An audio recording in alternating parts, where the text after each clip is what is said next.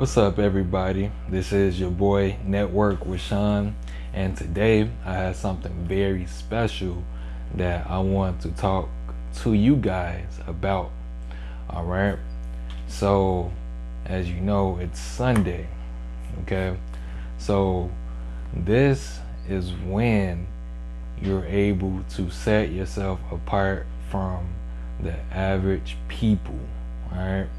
So, with that being said, all you have to do is set the tone for the rest of the week. All right. So you may ask, what does that look like? Right. So all you have to do basically is preparation, right? Something that sports players do all the time, all right? Because as you see, in order to get better as a sports player, you have to go work out in the gym, okay? And then after you get done working out in the gym, you then go into the court and practice your game at different times of the day. So take a look at Kobe, for instance, right? We all know Kobe is one of the greatest players ever, right? Within this generation, or last generation, right? So what Kobe did was his preparation game was on point, okay? So he would prepare himself and train five to 6 times a day. All right, so he'll start his day around I want to say 3 a.m. Then he'll do another one at 6 a.m. Then come back again at 9 a.m. Do it again at noon time, and then 3 p.m. And then the rest of the day he done, right? Because he knew that if he was to wake up more earlier in the day, he's able to get more done. All right. And look how much far ahead he is compared to everybody else who is not putting in the work. You know what I'm saying? And I'm not gonna lie, you know what I'm saying, for years, I was the same way. I'm still, to be honest with you, I'm still at that point right now where I'm still not at that level, where I want to be, but it's all part of a journey. So that's why I decided to share my thoughts about this, because I'm not the only one who needs to work on their preparation, you know what I'm saying? Because we all at different levels, like level 1, level 2, level 3, level 4, and level 5, right? So let's take a look at what Kobe did for his preparation. Back to LA that night, and I got home. It's probably like 3 in the morning, and I went down to the high school, which is down the street from our house, and the janitor let me in the gym, and I shot all day. All day. I mean, all day. And this was right after that playoff game. And I didn't leave the gym.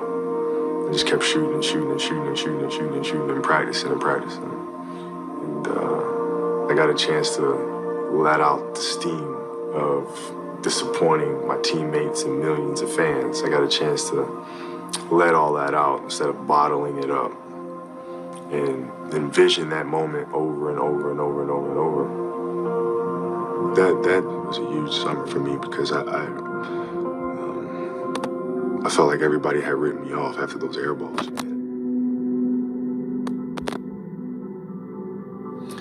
Actually, after I got drafted, you have to go in and you have to do your calls. So I go in and I do a call and I speak to a representative from the organization at the time. And they told me that, they were looking to move me because they really didn't have any use or need for me. Mm-hmm.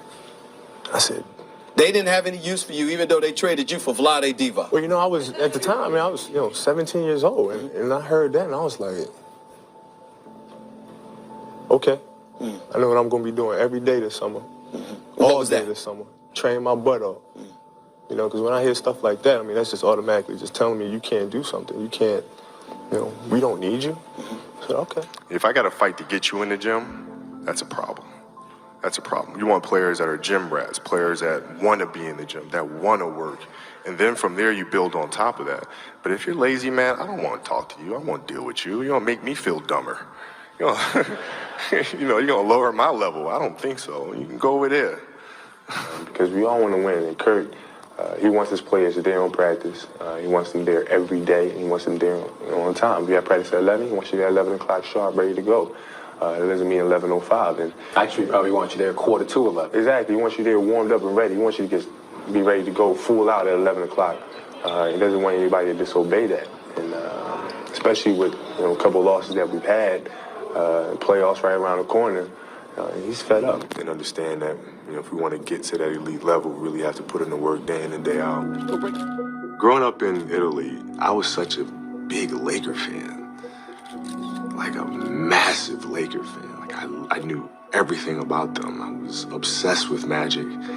I used to work on my skyhook every single day, and then to be like Kareem, and then I worked on the baby hooks to be like Magic, and I worked on my runners to be like James Worthy, my left hand hook runners, right hand hook runners, and my pull up jump shot in transition like Byron Scott. I understand there's different levels of focus and commitment to a craft. I get that completely. If guys want to go out and have a good time, I get that completely. However, if you're going to do that and you show up to work the next day, you better be ready, right? If you're going to do that, you better come to practice and you better be ready to go. And if you're not, I'm going to let you know. And I think the message was sent pretty clearly. Okay, so if your job is to try to be the best basketball player you can be, right? To do that, you have to practice, you have to train, right? You want to train as much as you can, as often as you can. So if you get up at 10 in the morning, train at 11, right? 12, say 12, train at 12, train for 2 hours, 12 to 2. You have to let your body recover. So you eat, recover, whatever. You get back out, you train, start training again at 6. Train from 6 to 8. Right? And now you go home, you shower, you eat dinner, you go to bed, you wake up, you do it again, right? Those are 2 sessions. Right? Now imagine you wake up at 3, you train at 4. You go 4 to 6, come home, breakfast, relax, blah, blah, blah. Now you're back at it again, 9 to 11, right? You relax, and now all of a sudden you're back at it again, 2 to 4, and now you're back at it again, 7 to 9. Look how much more training I have done by simply starting at 4, right? And so now you do that. And as the years go on, the separation that you have with your competitors and your peers just grows larger and larger and larger and larger and larger. And by year 5 or 6, doesn't matter what kind of work they do in the summer, they're never going to catch up because they're 5 years behind. Since I started kind of picking up the training to go through a schedule of my day, I get up at 6 in the morning and I do a training for about an hour or so.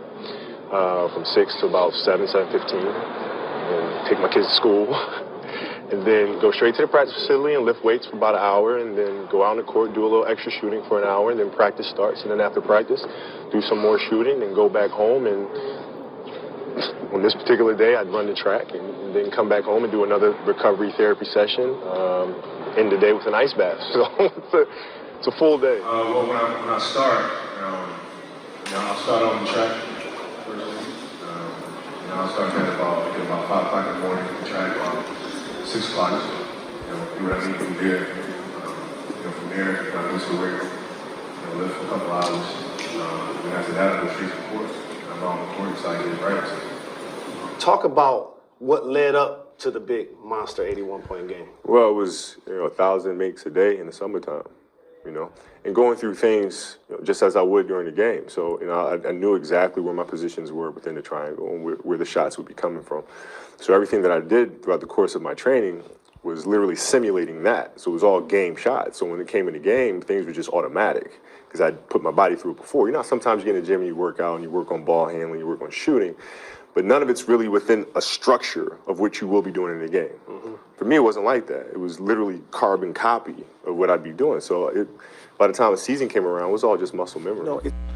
Okay, guys, so as you see from that video about how Kobe was able to prepare himself, now you have more of an idea of how to do the same thing and, you know, put that information to use, all right? Because we all know that knowledge is great, right? But having that knowledge applied is something else, right? So you have to go out there and consistently do this, all right? Because when you prepare yourself, right, you're going to be at a better pace than most people, okay? So with that being said, you know, you have to continuously do that every single day during the year, all right? It may seem daunting, but you know what I'm saying, you have to find a way to work it into your routine, all right? And the reason why I'm pushing preparation so hard on this Sunday is because when I used to work in security back in Atlanta, right, one of the biggest things for success was preparation, all right, because I wasn't the best at it, all right? So what ended up happening was when I first started, you know what I'm saying, I was getting into the routine and stuff. I never had dealt with a security company like this who wanted to have the public look at us at a different way other than just security guards and have us look like state troopers or them guys that you see that's in the forest preserve and stuff like that, right? Because they had us like looking crispy, man. You know what I'm saying? We got the hat on. Let me show y'all the hat. Let me see where this thing get, man. This hat right here. So this was the hat right here. You know, still got it to this day. I had some more hats like this, man, but I think I gave it away or something like that. They got too old, discolored. But anyway, as you see that hat looking good, man. So we used to wear that in summertime and stuff, man. And people used to respect us because of our uniform. You know what I'm saying? Of course, you get those people who, you know, disrespectful. You can't, you know, do too much about that. But you know, for the most part, you know what I'm saying, they had us have the lines in our uniform and stuff like that down the sleeve and stuff. Name, let me see, the name, I think, yeah, the name was over here and the badge was right here. So my number was I think 5'7" or 3'7", so had that on there and stuff. Get your unit number on there and stuff. It was cool, man. And then the same thing as the pants and stuff. You know, these shorts, of course, but you know what I'm saying, they had the crisp going down the pants, right? So and of course with the shoes and stuff, have them all shiny and stuff like that too, right?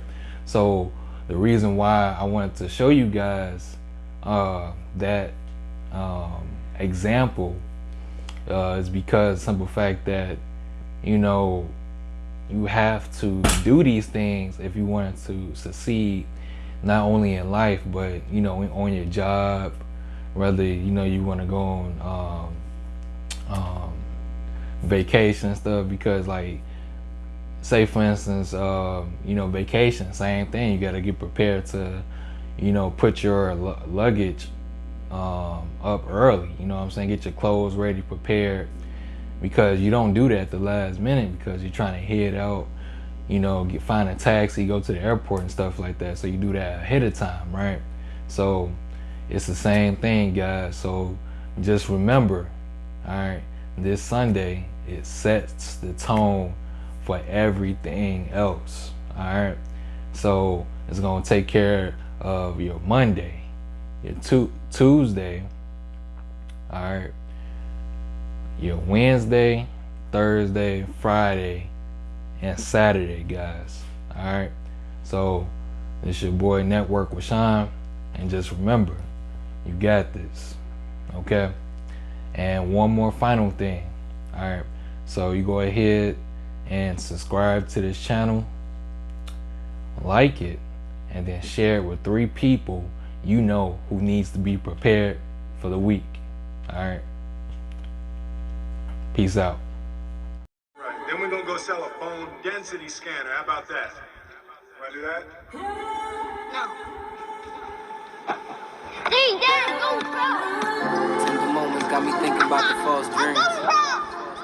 Oh! Grew up in a dope spot, everything was a dope thing. I don't know, Yeah, tender moments got me thinking about the false dreams. Grew up in a dope spot, everything was a dope thing. Idolized the Knicks for a short stint. I was